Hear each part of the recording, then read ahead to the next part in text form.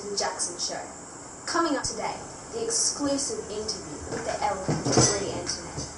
Join us as we talk to her about her experience in the French Revolution. We cross live now to our studio in France. Thank you, Sarah. It's a pleasure to be here. No worries. It's a pleasure to have you. Now let's get started. First of all, tell us where you were born and about your family.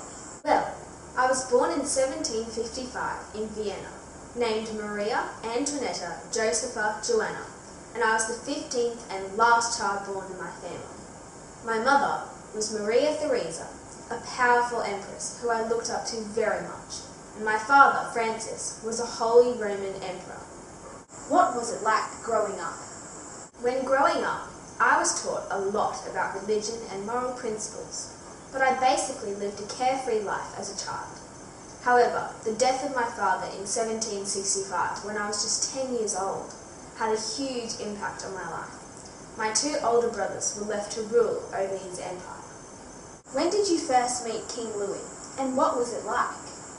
Well, in 1763, it was arranged that I marry France's current king's grandson. I first met my husband on our wedding day, the 16th of May, 1770, and I was only 14 years old. It was all a bit overwhelming, as I was just a teenager, and more than 5,000 people were at my second wedding. Because Louis and I were almost complete opposites, it was a bit hard at first, but we learnt to love each other. How old were you when you became queen? I was just 19 years old when I became queen. It was a big responsibility, and I believe that I was not ready for such a big role. I was still very immature, careless, and made bad decisions. However, over time, I became used to the role, and at first became adored.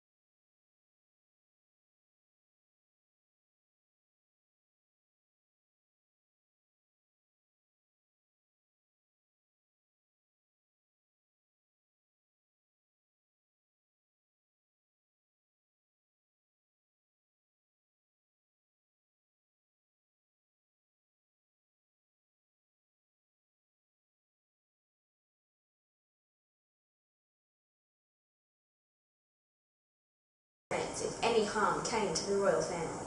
However, only a few days later, Robespierre, the man who invented the guillotine, called for the removal of the king.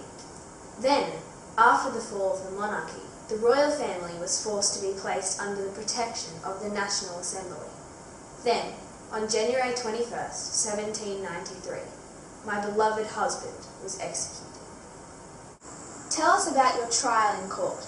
Do you believe that it was fair? My trial in court occurred on October 14, 1793. I was accused of many crimes such as treason, theft, adultery, and even sexually abusing my own son.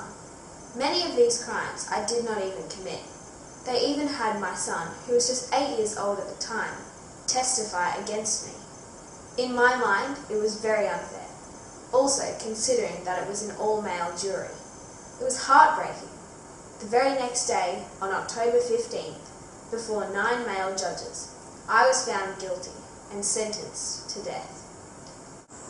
Tell us about October 16th, 1793. It must have been a terrible day for you. It was the worst day of my life. I was taken to prison to spend the night. And the next day, as I was sitting in prison, the executor cut off all my prized hair. Moments later, I was sent to the guillotine to be executed just like my husband. Truly, truly devastating. I have one last question for you. Did you actually ever say, "Let them eat cake"? The truth is no, I never actually said "let them eat cake." This saying was actually part of an autobiography by philosopher Jean-Jacques Rousseau. Well, that's all for today, folks. Join us now as we take a look at Marie's photo album, where she shares with us some of her favourite photos from the French Revolution. Thanks, Sarah. It's lovely to be able to share these with you. Well, this is one of my favourite photos of me and my husband and our beautiful daughter, Marie Charlotte.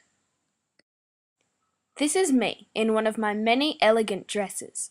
Looking back at this photo, I can see why the townspeople were so jealous. Finally, this is of me with 2 of my children, Marie Charlotte and Louis Joseph. They were such lovely kids. Thank you for joining us, and thank you, Marie, for popping in. Join me next week as I interview Justin Bieber. You stay classy, Queensland.